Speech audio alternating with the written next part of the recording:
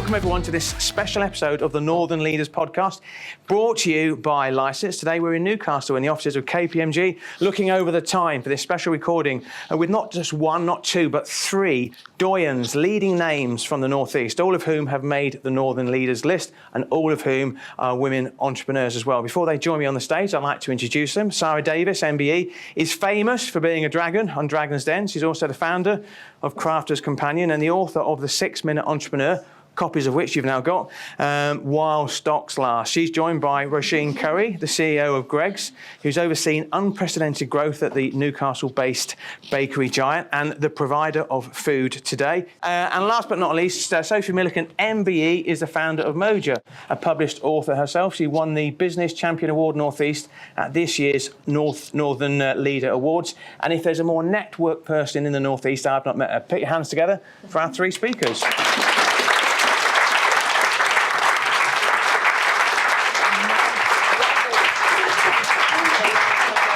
Anywhere you want. Sit anywhere you want. So we asked the same two questions at the start of this podcast to all our guests as well. What does the North mean to you and how do you define leadership? I'll start, Sara, with you. What does the North mean to you? It's home. It's home. And the thing is, you can take the lass out of the North East. You'll never take the North East out of the lass. And it doesn't matter wherever I go, nobody's ever left in any doubt as to where I've come from. As soon as I open this mouth. And I think for me, as in terms of leadership in the North East, if I look, for example, when my husband, I remember he's a couple of years older than me, and when he graduated, I remember even his lecturers at university saying, so if you want to look for a good job, you know, you're probably going to be looking at London, or if you're wanting to do something in the North, maybe it's Manchester or whatever. There was no talk of opportunity in this area. And then fast forward a couple of years ago, my sister, she met a guy when she was at university and they moved back to the North East. And the business he worked for, he asked for a referral up to the Newcastle office, and the actual guy said to him, that'll be career suicide. And I just think there is this perception that there's not the opportunity up here in the North East that there is in the rest of the country. And I think unless those of us who are in a position to do something about that actually take the bull by the horns and create the opportunity, there's going to be that perception in the rest of the country. So I think that's my kind of legacy is I'm going to stay right here and create whatever the hell opportunities I can, whether that's in my own business, whether that's in television, as I now have the privilege of working with the BBC and ITV a lot. But that is my life ambition, and my goal is to create all the same opportunities here that everybody has in the rest of the country, because our people are just as good here as they are everywhere else. They just get lured away with this promise of there's more opportunity somewhere else. Yeah, so. Can I just say as well, your attention to detail is such that your jacket is the same colour as the jacket of the book as well, which is down to... Which is not an accident. Can I also just point out how beautiful this lady's jacket is in the front row? You know what? I used to have a one that looked just like that I wore in the last season of Dragon's Den. I bought it off Sarah. Did you? Yeah. Wow, you've just done another deal there. It cost me a fortune at the charity auction. She paid a lot of money for that jacket. Right, I bet you know everybody in this room. You can all tell her she looks great. So she does. When I asked the second question, which Northern leaders do you admire? Clearly, the lady in the orange jacket is clearly one. Who else do you admire in the North in terms of Northern leaders? To be honest, I think the thing that we don't do very well as a region is stand up and shout about how amazing we are. I mean, for example, I know of you. We've never actually met. And I think it's that there are so many people within our region. It's not about having names that you look up to and aspire. It's the businesses like Greggs that are absolutely paving the way and showing the rest of the country and the rest of the world how awesome we are, that have to set the example. So to me, it's not individual people. It's we've got to walk the talk, not just talk the talk. No, absolutely. I think it's amazing in terms of when we're putting the list together, how many amazing business people there are in the North East, but how many women there are as well. And it's just by a quirk of fate, we brought three amazing women together. Coming to the second one now. Sophie Milliken, so in terms of, what the North means for you, what does the North mean for you? I love the North, and I think a lot of what Sara said is absolutely true, and it's brilliant now that we see so many opportunities here and so many people actually, being more visible in the North and also outside of the North to tell everyone how mint it is, because that is actually really, really important, because I think people in the North East in particular particular, less so in sort of the Northwest, but in the Northeast, we're quite a humble bunch.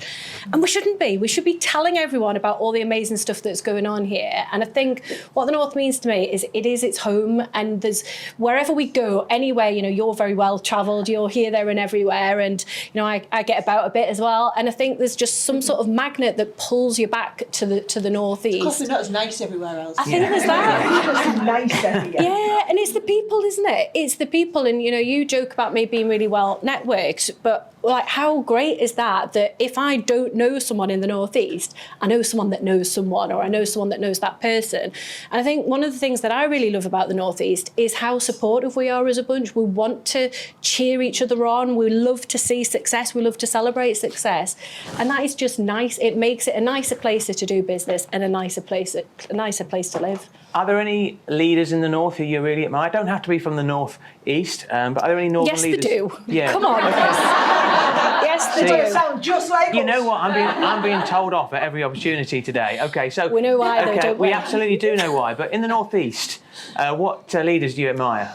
So, like Sara said, there's so many people doing great things, and there's people at all different stages of business doing amazing things too. I'd be missing out if I didn't mention you two, who I do mention at various opportunities. Can I just say, that works really well on a podcast, you two. Okay. Sorry, Roisin and Sara. As well, at the risk of really embarrassing her, I did get asked this question by Lux magazine recently, and I see your face, Lucy Winskill, who is has always done amazing things within the region, and I did mention you in that article. And Lucy's someone that I really admire and have always looked up to throughout my career. And I think what I love about Lucy is she's very down to earth, very humble, and very she's got a heart in the right place and does amazing things to promote the region. So Can I just say, So kind, and the good thing about the podcast, you can't see me well enough. yeah, but that just highlights, like you've done some amazing things, and I definitely look up to you, and I think you're cool. I think that's really nice when people say nice things. When you said, at the risk of embarrassing this person, I thought, not again. And then I looked in the audience and I thought, thank goodness for that, because I'd have been really embarrassed if anybody had said anything nice to me. I'm going to come to Roisin now. Thank you very much for joining us today. I very rarely get nervous in speaking in front of, royalty, but when I'm speaking to the CEO of a national institution like Greggs, I realise I've, no disrespect to you two, because you are superstars in your own, but steak bake, here, right in front of us as well. What does the North mean to you, Roisin? I think it's all been said, and I would completely agree. I think there's something, the North, it just feels comfortable to be here. And I sort of think, Sophie said it's the piece around everyone wants everyone else to do well. So I think there's a competitive spirit, but it's competitive in a collaborative type of way around, we want the Northeast to be the region that's a powerhouse, and I think we do that in a very collaborative way, and I think that's probably why the networks are so strong in the Northeast. Certainly from a Greggs perspective, it's where Greggs House is, and it's where the family was born, and it's where the family started, and we frequently get asked, would you ever, as a PLC that's growing and getting bigger, would you not move to London? And I always say, absolutely not. Our heart is here, and the business would not be the business it is today if we ever moved, because our people work hard, they are humble, and I think that is lovely. But yeah, it feels a great place to work and to do business. It feels very comfortable. And are there any Northern leaders that you admire? Yeah, so it's interesting. There's lots of people in this room, so, I think, I look around the room and think, wow. But what I would say, so I am going to embarrass a couple of people. I'm going to embarrass these two at the front, at the heart of our business. Can you say who they are for the benefit of the podcast? Will. Lisa Brigham and Michelle Dobson, because I do think that's the part of the Northeast. So Michelle manages our diary, she manages all of our meetings, she manages all of our events. Lisa manages all of our communication. Together they manage our conference. They are at the heart of what makes Greggs tick. Now, will you see their name on a list? Potentially, will you see them up here? No, but they have got every right to be up here as much as me, because actually, they probably work a lot harder than I ever do, but they make everything happen, and I think that is That's what makes the North East so successful. You have got so many people whose name might never be in the limelight, but actually they are the backbone of this region, and they are what makes us successful day in and day out. I probably have embarrassed you, but it's very, very true. Okay. There's a lot of tears in here at the moment. I'm getting quite emotional myself, actually. What I would say is I've spoken to both Lisa and Michelle as well, and they are on it. You know, they across every sort of detail as well, as is Ashley as well, which is Sarah's. EA or PA? She does a bit of everything. She does a bit of everything, absolutely. Nothing left to chance as well. So I'm going to come to you, Sarah, if I may. So the way this format's going to work is I'm going to interview each of them, and then I'm going to open up to some audience questions that we've had submitted as well. So, Sarah, I was looking at your CV, and it's impressive. This feels a bit like This Is Your Life. Okay. It does feel like This Is Your Life. Absolutely. I'm wondering what he's going to come up with right now. Okay.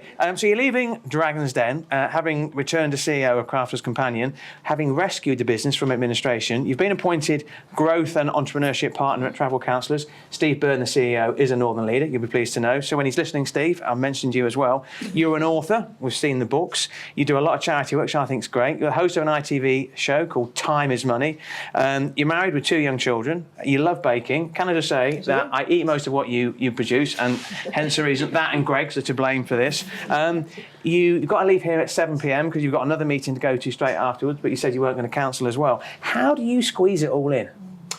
So I'm like Mickey Mouse. There's really 3 of us. I was one of triplets. You know, as one goes in the front door, the other comes out the back. No, so I have a golden rule that I live my life by. Okay, and I try and fit a lot more into my life than a lot of people try and fit into their life. And the only way I can do that is everything. I can't give everything 100% all the time. What I can do is commit to whatever I'm doing and being present in that moment. And I think for me, so being here tonight, yes, it means I've compromised the time with the kids. I've had to leave a pretty damn important meeting we had going on today. And today we should have been on set filming Dragon's Den, and I just couldn't commit to filming another season of Dragon's Den in this year because of everything I've taken back on with Crafters Companion. But what I find is, if I turn up and do what I do and give that thing in that moment 100%, everything doesn't get as much of my time as I would like, but it's got all of my focus in that moment. And just as a working woman, you know, I look at other women who maybe gave up their careers to bring up their families, and that is wonderful, and I'm massively envious of them, of the time they get to spend with their kids. But if I'd done that, I wouldn't be happy. I wouldn't feel fulfilled as a woman. And that might make me really selfish to say that, but I would not be happy being that stay-at-home mum and doing that. Would I love to spend more time with my kids? Absolutely.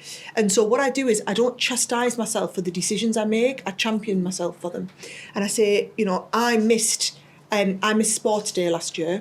And I was utterly devastated about the fact that I missed Sports Day, but it's right while we're filming Dragon's Den. And could our hellers tell the BBC that no, Peter Jones might have cancelled the big meeting and Stephen Bartlett's flown in from the US for this, but my kids have Sports Day today, so I can't make Wednesday. So I just had to accept that I couldn't do it. But I did make both of the kids' school nativities last year. And so when I look back and I think about how I performed as a mother, I really champion the fact that I made both school nativities, and I don't chastise myself for the fact that I didn't make Sports Day. And I think it's that whole thing of accepting I can't be all things to all people at the time. I need to revel in what I've done really well. You know, I've gone back in as CEO of Crafters Companion this year, but I'd already made commitments to ITV to film the new show, to Travel Counsellors to take on the role that I have with them. So I've had to juggle everything with my extensive time that SmartWorks get. You get my advocacy, not always a lot of my time. But then I make that time count, and I think being present in the moment and giving whatever you're doing 100% of your focus means, and being happy with what you've done. There's no place in this world for mum guilt or boss guilt or investor guilt or whatever the hell else I'm doing. There's no place for that guilt. I just champion myself in what I am doing. A brilliant answer, and it's about being in the moment. And the problem is with mobile phones is people invariably looking at their mobile phone, they're not in the moment. A lot of people know Sara Davies now, you know, in terms of post-Dragon's Den and probably the bit before as well. So what was your childhood like? And I was looking, if Wikipedia can be believed, and I'm going to mispronounce this, right? You're from a mining village in County Durham. Countdown? Sorry, I'm going to taxi for sexy for one. Sorry. Could have been worse. He could have thought I was from Chester Street. No, it's because people go Chester Street, and it's Chesterley Street. So there's a private joke going on here, everybody else, but it's just I'm from Camden, mate. Camden, right? Okay, thank you very much. My family, incidentally, are from Jarrow. Which I always apps from Jarrow. The only thing I ever get right as well. But apologies for completely murdering the village that you were born in. You come from a long line of coal miners, as do I, incidentally, and your parents are quite entrepreneurial. I loved a quote you came up with on Facebook. You said that my dad's Frank by name and Frank by nature because you showed him your manuscript and he spent all night reading it and came back with comments on every page as well. Sue and Frank are your parents. What was your childhood like? So I grew up in a very entrepreneurial family. So my mum and dad had the wallpaper and paint shop in our village. And I think a lot of people always say to me, are entrepreneurs born or are they made? Well, I don't know, because I think I was born into an entrepreneurial family with the entrepreneurial genes, but I grew up knowing nothing else than running our own business. So, we would have it whereby a painter and decorator would come knocking on our door at 10 o'clock at night because they needed a tin of paint mixed because they were going to a job at 6 o'clock the next morning. And my mum would just put a dressing gown on and go and open the shop up and mix a tin of paint. I think when you grow up in that environment where there was no line where our life ended and the business started, it just all merged into one. I grew up knowing that that's what I wanted to do. I was prepared to live that life and everything that went with that life. And I would say we also got the benefit that went with it. Not that my parents made a lot of money. I was the kid at school with the Adidas 4-stripe tracksuit bottoms. We didn't have, their business wasn't massively, so it was, I love that I grew up and they were able to work the business around our family needs. So, my mum and my nana worked in the shop. If one walked me to school, the other one was there to pick me up from school. And I saw all the benefits our family had from having the business, but I also saw the price they paid to make that work. And so when a lot of people say to me, it must be great running your own business because, you can knock off in time to go and do the school run. And I just think, oh my God, you are not cut out for this life, And I think very few people are cut out for the sacrifice that it takes to be an entrepreneur. But when you meet them, you've got it in them. And when I'm in the den and people always say to me, how do you decide if you're going to invest in a business or not? That's what I'm looking for. When someone comes walking through them lift doors, do they really understand what it takes to be an entrepreneur? And do I really think they'll make the sacrifices? Do they care enough to make that work? And I know, because that's all I've known growing up. Your backstory in terms of you went to the University of York, you launched your company Crafters Companion, which became a multi-million-pound international company as well. I read a piece that you wrote about earlier this year. We talked about imposter syndrome, and you were talking about the imposter syndrome that blighted your 20s, and you gave this advice to the young Sara. This is what you said: I would tell little Sara that she was good enough. I'm disappointed that I spent most of my 20s thinking I was never good enough to be in whatever room I've made my way into, and I thought that to justify being there, I had to be someone different. Do you see that in people now, and is that the big thing you tell people not to be? I see it all the time. And as much as I feel like I not wasted my 20s, but I'm sad that I spent my 20s trying to be somebody who was good enough to be in that room instead of acknowledging that I was good enough to be there, which is how I'd got there. At least I recognise that in my 30s. So I've had the rest of my life. I meet women in their 50s and 60s who haven't had that revelation. And I think, what a bloody crying shame. And I think the turning point for me was actually joining the panel of Dragon's Den. And I remember having the opportunity to sit in that chair, and I sat in that chair on the first day thinking, Jesus, that's Deborah Meaden. I'm sitting next to her. These people think I'm as good as she is. Like, I'm being competitive, and I'm not this, I'm not that. I don't belong to be here. I've somehow hoodwinked my way into a seat on this panel. And it wasn't until years later I look at that and I think, do you know what? Who was I to decide that I wasn't good enough to sit in that chair because I wasn't as good as what she was or what Peter Jones was or anybody else? I didn't make the decision on whether or not I was good enough to be a dragon. The executive producers and the BBC and the head commissioner at the BBC, they made the decision on whether or not I was good enough. They are fully equipped to make that decision because they know what they're looking for. And if they decided I was good enough to sit in that chair, who am I to decide otherwise? I should just sit in that chair and be the best I can be and live up to the expectations that they have of me. And I think once I had that revelation, I felt comfortable being myself. You weren't put under any sort of pressure, Sara, be a bit nastier, tap your fingers a bit more on the wads of money like Deborah Meaden. Yeah, absolutely. Yes. So in my very first interview, in my final piece for Dragon's Den, when they were deciding if I was going to get the job, I was told that they think I could be brilliant for this job. However, I could just do with being a bit more dragony. So the words they used were, I was a bit too nice. And I mean, that's us, that's what we are. We're people from the northeast. We're just positive and we're just nice. Doesn't mean that we're not firm and fair and we haven't got all that fiery stuff. And I think that's what people see from me now in the Den. I am very nice and I am the warm one and I have empathy. And that's how you see me in the Den is how I do business all day, every day. But it's not how a lot of other people do business. And so it was quite different to see that in the Den. But I see that as my superpower. You know, that is how I make people feel is a big part of who I am and who I am in business. So yes, I made the decision to, I said to the producer at the BBC, this is who I am. And either this is good enough and this is right or it's not. And if it's not, I'm not going to sit in that chair and be someone different because then I'm not being true to myself. And they still hired me anyway. So I took that as permission to sit in that chair and be who the hell I wanted to be because that's what they'd hired.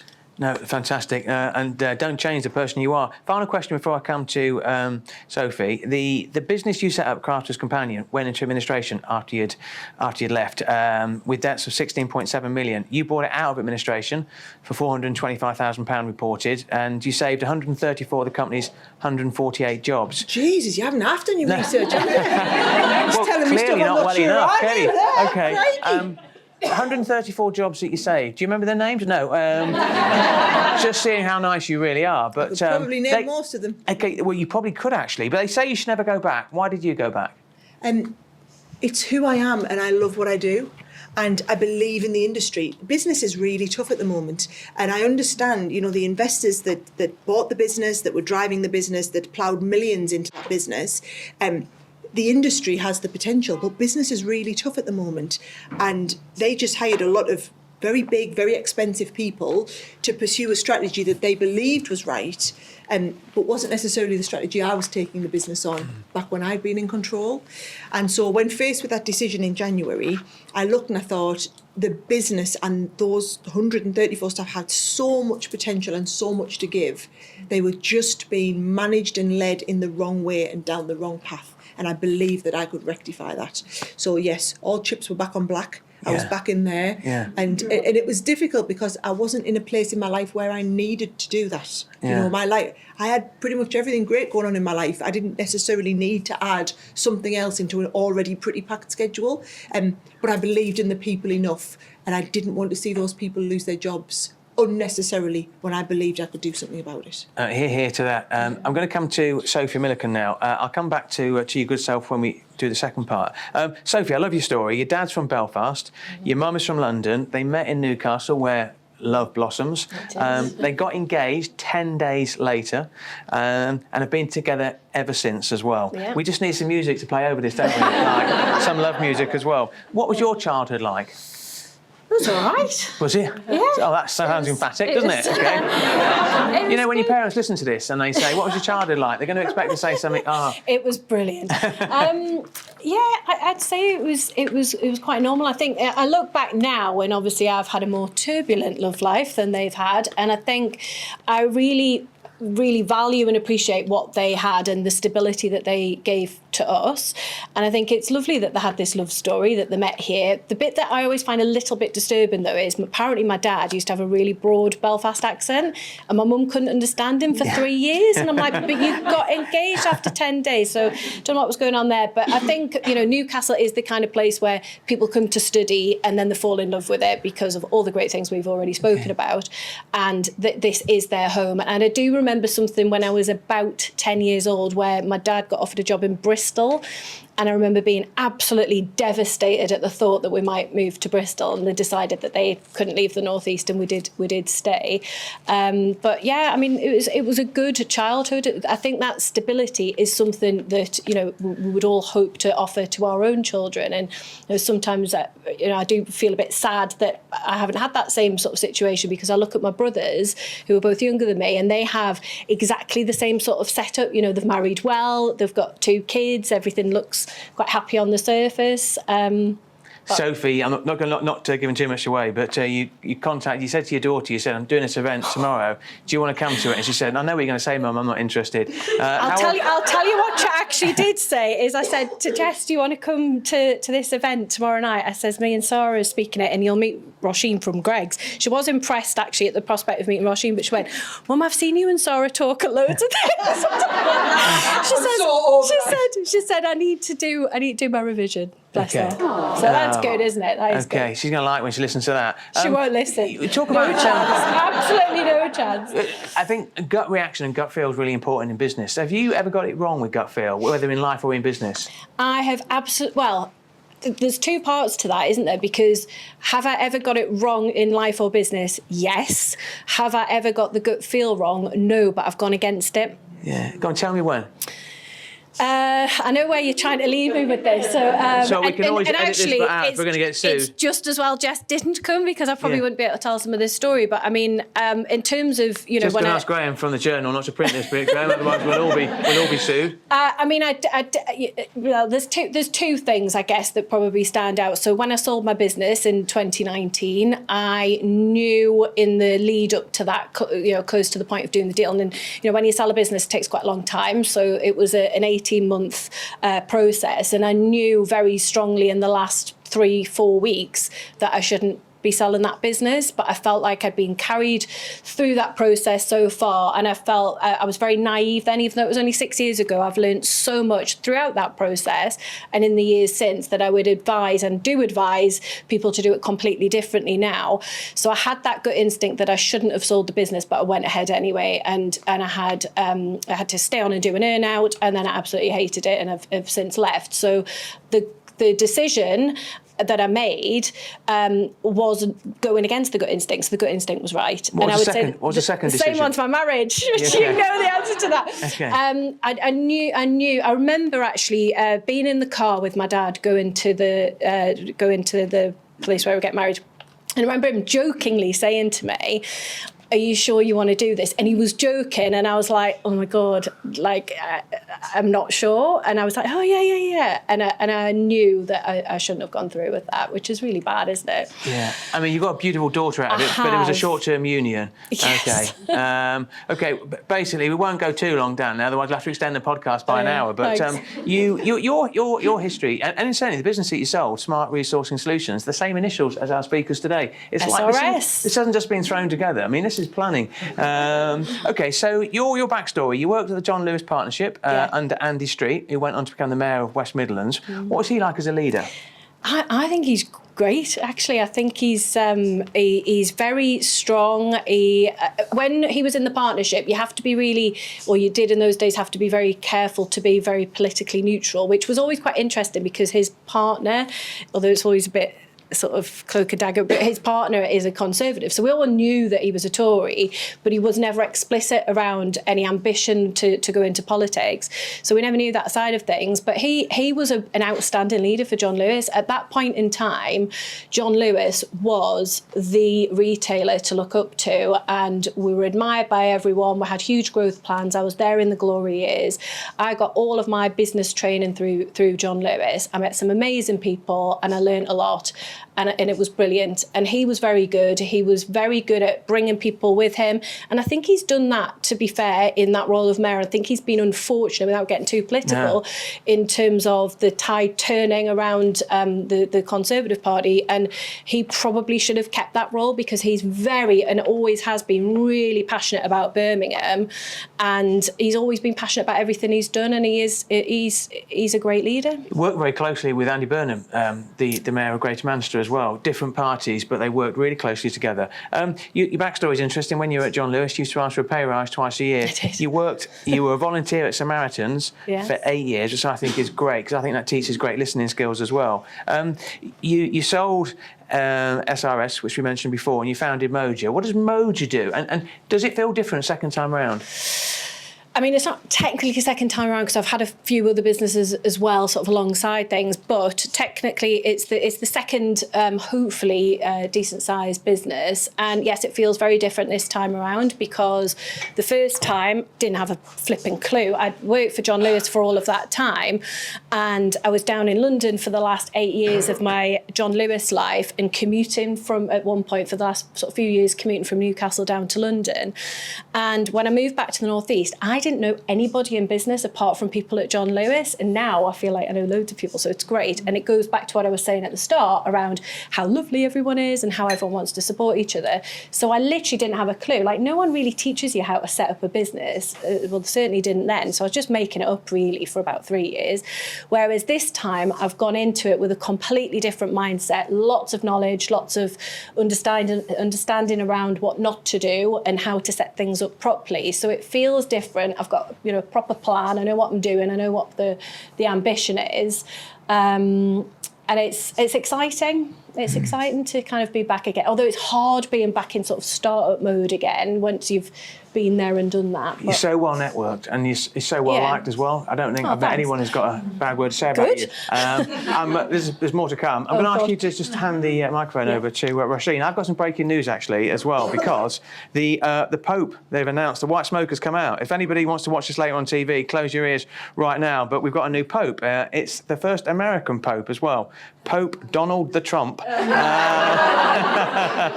No, only joking. No, it is an American Pope, Robert Provost, known to be known as Pope Leo in future as well. So I like to bring a lot more than just this as well. So that's the breaking news. Roisin, I'm so glad that you're here today as well. Your backstory is fascinating. You were born in Glasgow. You attended Our Lady and St Francis Secondary School, becoming the president. Little theme there that I just mentioned earlier by good chance. What was your childhood like? Yeah, I had a really happy childhood. I grew up at the East End of Glasgow. My dad was a civil engineer. His job took him all over the UK. So a lot of the time my dad wasn't at home. My gran was quite elderly because she'd had my mum when she was in her 40s, which was quite unusual at that time. So my mum spent a lot of time looking after my gran. We would leave primary school every day. We would walk down to my granny's. We would have tea there. My dad would finish work about 7 in the evening, pick us up, drive us home. So yeah, lovely, happy childhood, elder brother and younger sister. So I was the middle sibling. But yeah, lovely and happy. I'm standing here simply because my derriere was blocking off their view and I'm pointing to half the room. So I'm standing at the back slightly. What's fascinating about all your stories is that work ethic started at a really early age as well. Your story is fascinating. I think you were 16 or 17. You're working in a shoe shop during the week and you're working a couple of evenings a week at Asda. And I think one of your first jobs was working in a cigarette kiosk as well. So, that work ethic started very early in your life. What did it teach you? Yes, I think I knew that to have my own. So my mum and dad were fantastic, but we didn't have a lot of money, so we didn't go holidays abroad or anything. So quite a simple life. So I think I knew that if I wanted to have money to spend myself, I needed to earn it. So I did the shoe shop on a Saturday, did Asda 2 nights a week. When I became old enough, I did the bookies on a Saturday, shoe shop on a Sunday, Asda 2 nights a week, and I used to babysit for the sort of local families. And then when I went to university, I was really lucky because there was a local GP that needed somebody to do his filing.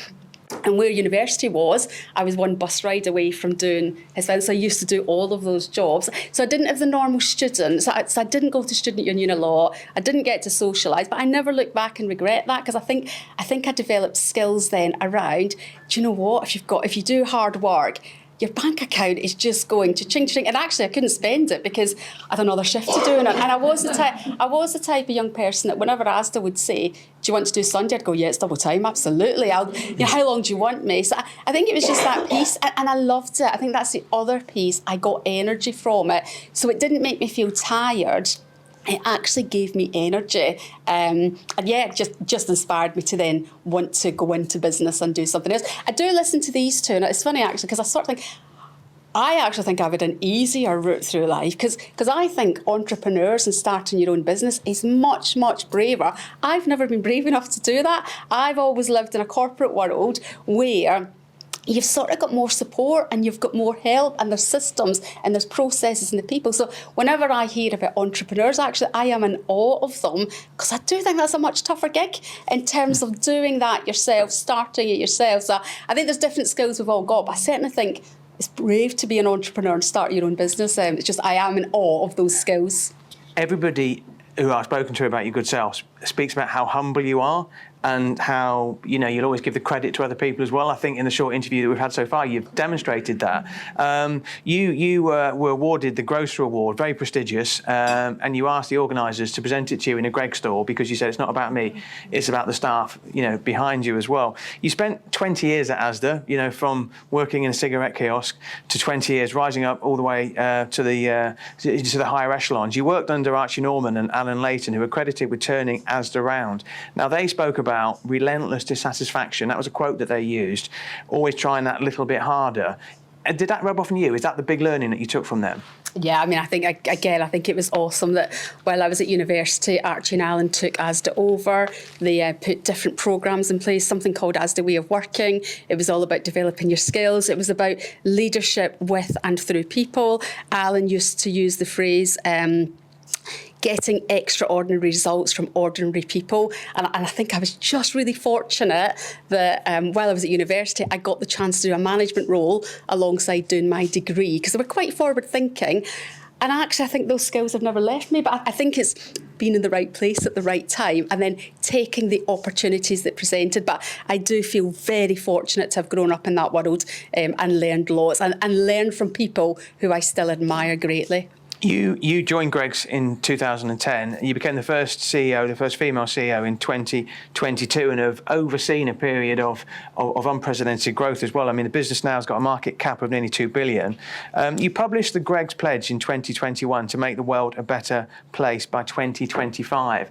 That's what the Northern Leaders is all about. It's about people who are actually trying to make the world a better place. Why is that pledge so important to Greggs and to you?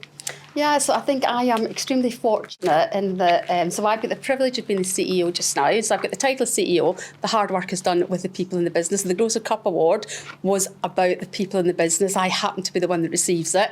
I think we are very fortunate in that the Greggs family set the business up very much about doing the right thing and a really strong sense of purpose. And I think no matter what job you do, you want to have a sense of purpose, that you're doing the right thing, that you're adding value.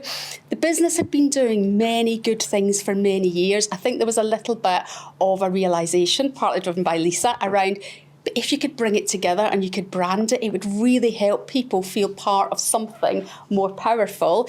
And that's where the Greggs Pledge came about. So 10 real key commitments, but there was lots of people doing lots of great things and we just tried to bring them together. So, a couple of examples of how has that made the world a better place. Well, so today's Thursday, so this morning we will have fed 75,000 school children across the UK a breakfast before they started class who otherwise would have gone into class hungry. And you know that if a child goes into class hungry, they over time become the naughty child, not because they are the naughty child, but if I was hungry every morning and didn't get to eat till lunchtime, I would be restless and I wouldn't concentrate, and their life chances then go down significantly. So that's something that makes us feel really proud. And then we try and send our food at the end of the day that we don't sell, because everything in Greggs is daily fresh. So we don't sell it the next day, but we send it to our outlet shops, and they're in areas of deprivation where people couldn't afford Greggs. So we sell it as a fraction of the price. But more than that, we then give a significant proportion of those profits to the foundation, who then, so in Glasgow, there's a charity that benefit from it, and they can then deliver 3 times a week fruit and veg to that local community who otherwise wouldn't be able to afford fruit and veg. So I think it's lots of tangible things. And again, if you work in Greggs and you're either part of it and you hear of what we're doing, I think you just feel good about whatever you do in the business, that you are doing a little bit of good. And I think the world's a complex place. When you read some of the headlines and what's going on, if you can feel as if you're doing a little bit of good, I think it just makes you feel good about the added value to the community in which you work and live. And you never call staff. You call them colleagues as well. It's just like subtleties like that. We've got some really, really good audience questions as well, because we're finishing right on 7 o'clock. I've got a couple of great questions about Dragon's Den, Sarah, so we're looking forward to those. This next question that we've been asked, people have submitted their questions in advance. You've touched on it already, so I'll come to the other two, if I may, which is, all 3 of you are working mums. Do you have any rules when it comes to work-life balance? And Sarah said that she's in the moment when she's there and she doesn't beat herself up as well. So I'll come to you first, Roisin. You've got 3 children. You live in Harrogate. Keen rugby fan as well. Have you got any rules about that work-life balance? It's really interesting when Sarah was talking about not feeling guilty. I never feel guilty. I know. So am I the perfect CEO? Am I the perfect mum? Am I the perfect wife? Absolutely not. But I don't beat myself up about that, because I think I will absolutely try and be the best I can be at whatever I'm doing at that point in time. In saying that, if there is something that the kids are doing that is really important, I will do everything I can to try and flex my diary as much as possible to be there wherever possible. And I always say to people, whenever I'm talking about career discussions and people that are coming through, I think it's a big realisation of mine a number of years ago. You can't have it all. I actually think it's better to accept you can't have it all. And therefore, I think that makes you feel more comfortable about, okay, you know, it's funny, my youngest child, he actually said to me, and it's funny, I laughed this off, but I know some other people wouldn't. He was having a debate with me, as he does frequently, and he actually said, yes, Mum, but you're only ever here half my life. And I, you know, and it's that point that you could either have gone, oh my God. And I didn't, I just laughed it off with him and went, yeah, but you're at school and you've got your friends. And almost that piece, it didn't cause me to beat myself up. Because I sort of think, again, it's a bit like Sarah, I know I wouldn't have been a great mum, being a stay-at-home mum. That wasn't my skills. I love my kids to bit, but that's not my strength. So again, I think it's whatever decisions you make, just own them and feel comfortable. And I sort of know I'm not perfect, but I will try my best in each of the different segments of my life. When my 2 girls were growing up now, I asked to draw a picture of Mum and Dad. They drew a picture of me with a laptop on my lap. And I felt really bad about that as well. My wife was holding a whiskey and coke, which she feels bad about as well. We'll be cutting that from the podcast. Sophie, have you work-life balance, any rules? I call it a work-life blend, because I think the whole thing with balance is there's never a balance. There's always something that's off, so it's never a balance. And I agree with a lot of what Roisin's saying there. And I've had Jess say to me, I wish you were here more often, and that, it hurt. And actually, I had a conversation with her recently where I said, right, if I was at home all the time, this is what it would look like. And I broke it down around, we get to go on amazing holidays. When we have time together, it's really good quality time. And I talked about, well, you wouldn't have this, or we wouldn't live here, and things like that. And then she was like, yeah, actually, I think it's better that you do this once you kind of realise that. But I think for me, I've learned a lot from you, actually, Sara, around this, because you talk a lot about being very present in the moment and being really focused on that time. And that's been helpful for me, just thinking about how do I balance that time. And, when she was a bit younger, I used to, she would be in breakfast club, she would be in after school club, because I have a lot of challenges with childcare.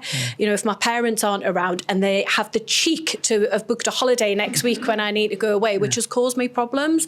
And I often say my biggest business challenge is childcare. And that really, really pisses me off. I'm swearing because you did. But it does. It's a real problem that it frustrates the heck out of me, because even for me to just get to work, sometimes I've got to balance and work out all these other things to get to there. But that's what we do. And I when I have that time with her, when she was younger, I used to, like I say, she would go to breakfast club, after school club, but I would finish early on a Friday and I would pick her up from the yard, and I would get these really snide comments from other mums. Oh, I haven't seen you for a while. And I was like, well, actually, you saw me last Friday, because I'm here every Friday. And we used to go up to the coast on a Friday and play on the slot machines, the 2p machines, and get fish and chips. And, she remembers those things. And we've had, we were talking about it the other day about all the countries she's been to. And, I had quite a lovely childhood, but I didn't get on a plane until I was, I don't know, late teens. It was, we didn't go on holidays abroad. We went to Wales and went camping and things like that. Jess has been to 15 different countries, and we do that together. And we've had the best time. And now that she's at the age of 13, we'll have this thing where she likes mini breaks, because she's like a teenager now. And we're going to Milan in a month or so.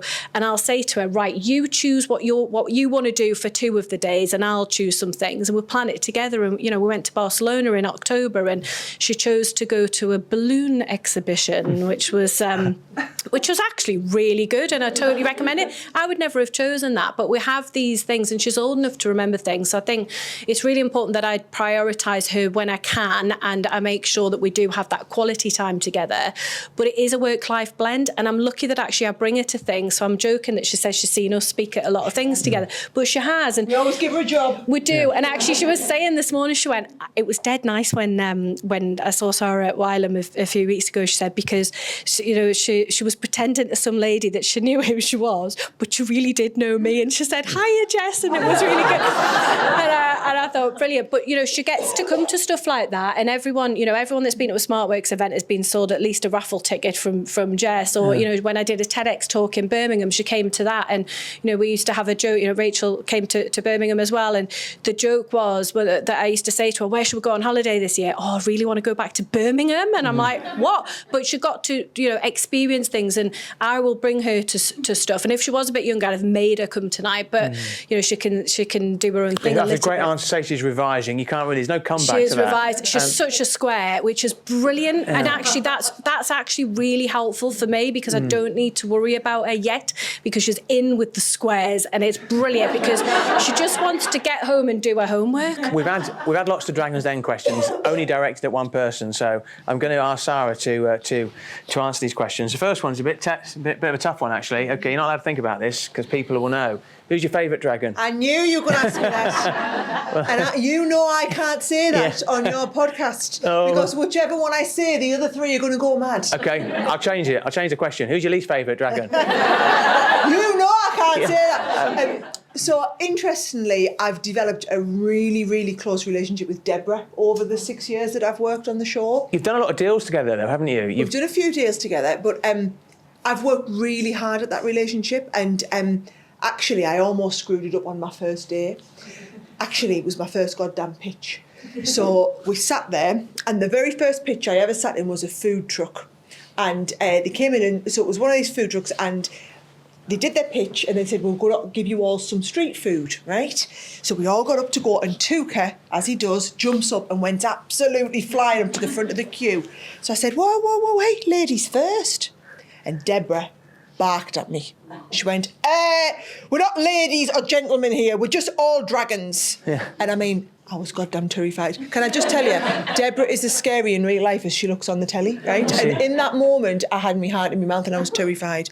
But I look back on that moment now and I thought, that woman had spent 15 years trying to be seen as an equal. 15 years fighting for her spot on that panel as an equal. And he's this young whippersnapper comes in and on the first bloody morning going to screw the whole thing up.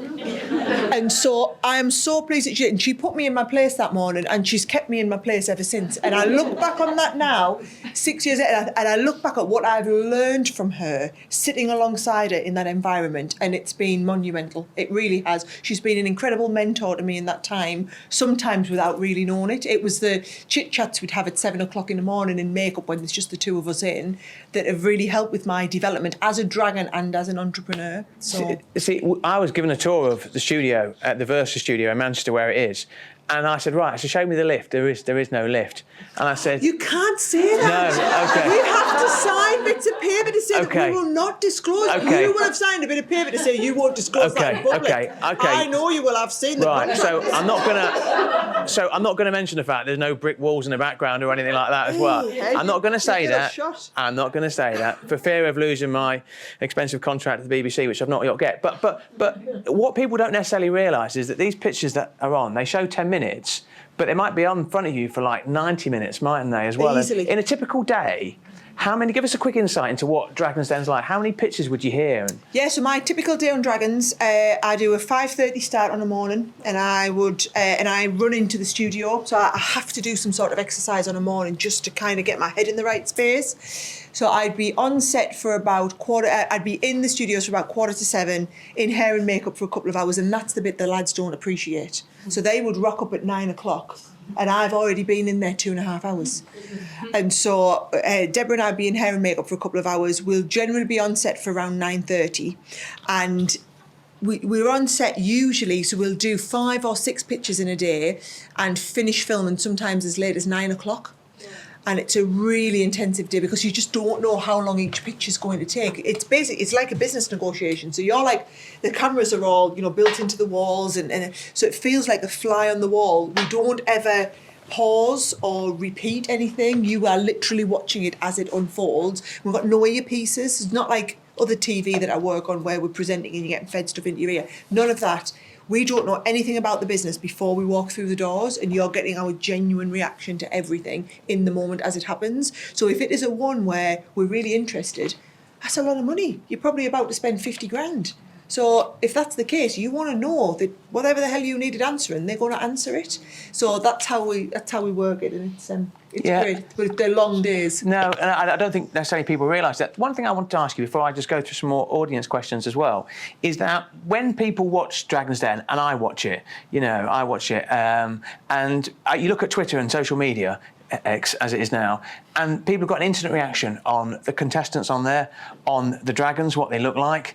I mean, when Tuka came up with that ridiculous offer to Lucy McLeod, who runs Hair Syrup. Was that the Hair Syrup? Absolutely. That was our best read story on Business Cloud, incidentally. But I looked at that and I thought, that's an outrageous offer. And I looked at social media, and straight away he was the devil incarnate, the way he was portrayed. You would have been on the receiving end of some of that as well. How do you deal with that stuff? I'm the nice dragon, in case you haven't read about it, mate. Yeah. And so I don't go about making ridiculous offers like that so that I don't get slated. And I have to say, as awful as a platform as I think Twitter or X is, I've always been probably seen in the most positive light versus the other dragons that were on there. And I think it's because everything I do, I'm fair in what I say. Yes, absolutely, they'd have a pop at me for what I was wearing, or that I look like I've put a bit of weight on this series versus the last series. There'll always be plenty of opinion around that. But in terms of my fairness as a dragon, but I do sit there in the moment being very conscious of how it's going to be perceived by the public, who are probably not business people. And I think I remember that pitch exactly that you're talking about. And actually being there in that room, what I realised is that girl just desperately wanted investment. And Tuka realised that she desperately wanted investment. It wasn't about the money. She needed a mentor to take that business to the next level. And none of us could stack up the business proposal as it was in front. She was wanting 190 grand for 3% of her business. And you know what? Her business was worth 606.7 million or whatever it was. We all agreed with that. Just none of us wanted to risk 190 grand and only take 3% of her business. So what Tuka offered her was something that would happen a lot in the real business world. Basically, he more or less said, I'll invest in your business for nothing. I'll give you the money, but I want it back in 3 months. Now, I would never have said that, because I can picture Twitter's going to blow up at me. Everybody who doesn't understand business is going to look and think you're just taking advantage of that girl. What he was doing is looking at that and thinking, there's somebody who just desperately needs a mentor. I think I'm valuable enough to your business that actually I'm worth 3% of your business for nothing. When I had the opportunity to go into Dragon's Den, I actually got invited to come and pitch on the show in the second series. And at the time, I didn't need any money. And I remember saying, I would happily give away 10% of my business if I could have one of them dragons come on board and mentor me, which is essentially all that happened in that transaction.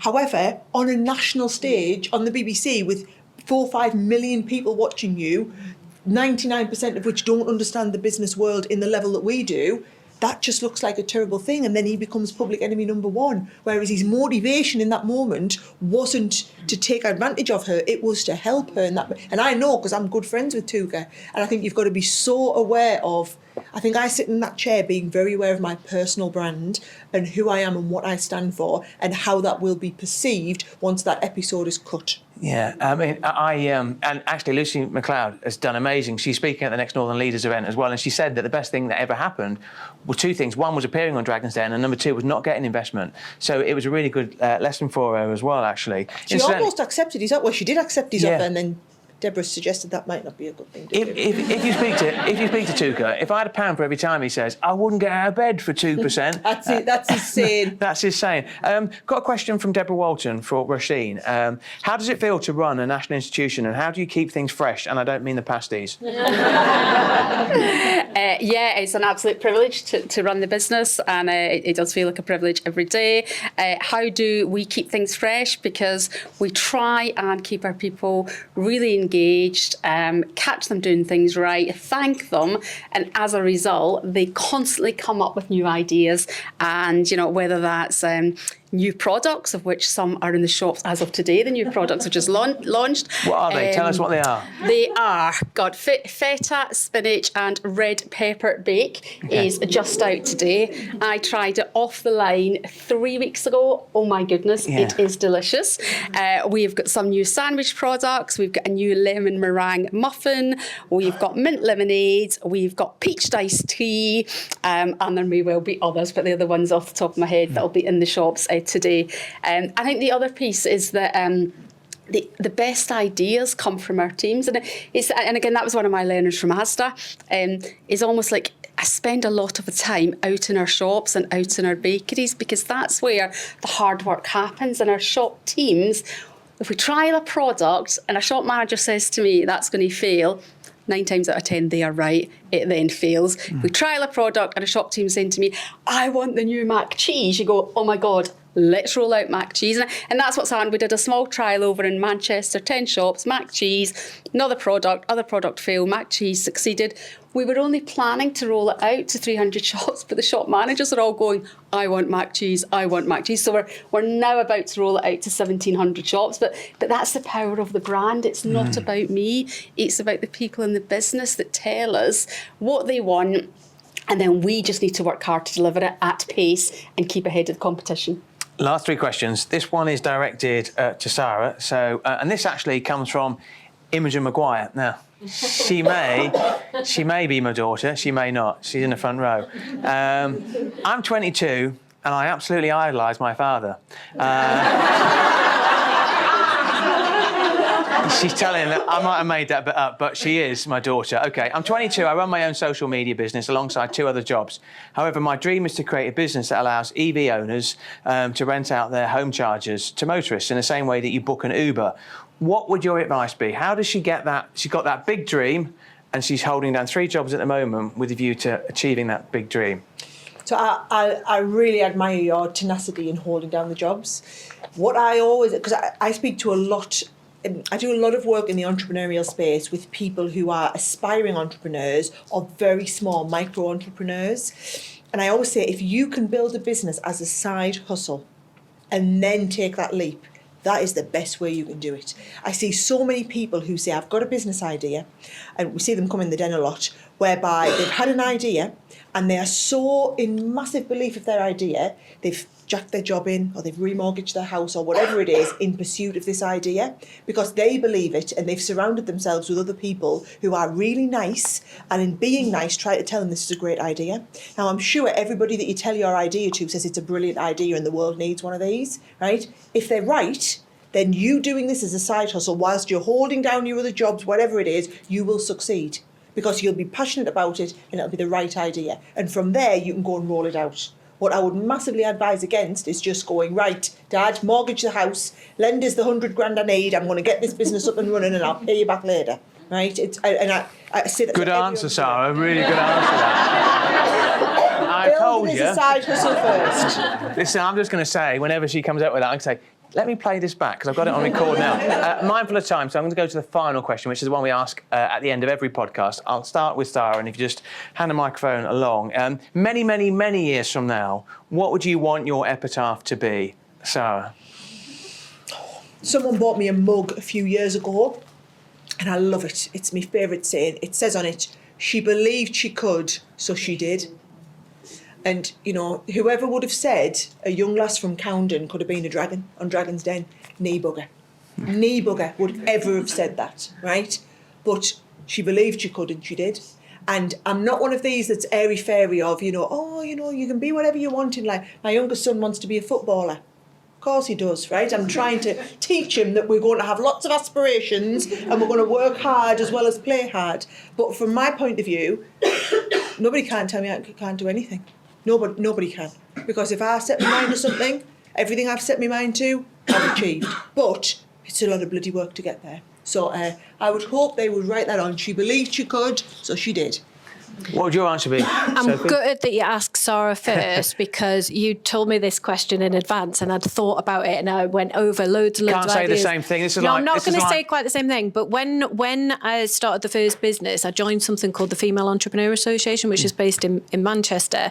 And they had this saying around, I can and I will, which I always loved. And I think I had a print of it in my office at home at one point. So I was going to have, she could and she did. So similar, but not quite. Just before I pass on to Roisin, I just want to take note of the fact that this is the first Northern Leaders event in the North East, and just sort of highlight that fact, because when I was in Manchester with you, I was really keen that you did something in the North East. So I'm really excited that we are here in Newcastle, and I hope this is the first of many. So just want that on record. Yeah. So behind the scenes, honestly, the best ambassador there is for the North East, because you were murdering me non-stop. But but what a great event, what a great quality panel we've got, and a great audience and as well. we can't just do things in Manchester like this, and this isn't just directed at you. This is more generally around the north, and we've got a lot to offer in Newcastle. So we need to keep up the momentum, and it can't just be a token event. Roisin, are you like the family fortunes? You can't say what somebody else has said. What would you want your epitaph to be? And incidentally, many years from now, I think they'll know which is yours, because there'll be like vegan pasties on the top, and it'll be like a shrine to Roisin or something. Yeah, I think for me it's about the power of the team. So I think it would be she was just one of us and she valued our contribution.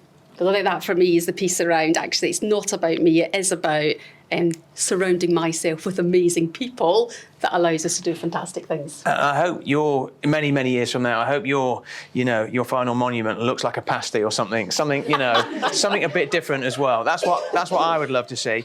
Listen, thank you very much to Sara, to Sophie, and to Roisin as well. An amazing panel. Thanks very much to our audience. I mean, so many people from our Northern Leaders list and Northern Leaders Futures list, and Simone has travelled across from Liverpool today. She's on our main list as well, and there's people come from far and wide as well. Thank you to our sponsors, to Licets. We couldn't have done that without them, and KPMG. I have to say, Claire has been amazing working behind the scenes as well, making this all happen as well. Don't forget to subscribe to Business Cloud's newsletter as well, because we try and bring this news to everybody. We are committed to the whole of the North and not just the Northwest as well. Safe travels. I know Sarah's got to go to a client meeting, so I'm so glad she was here today. Thank you to Roisin, and thank you to Sarah. Put your hands together, and to Sophie. Thank you very much.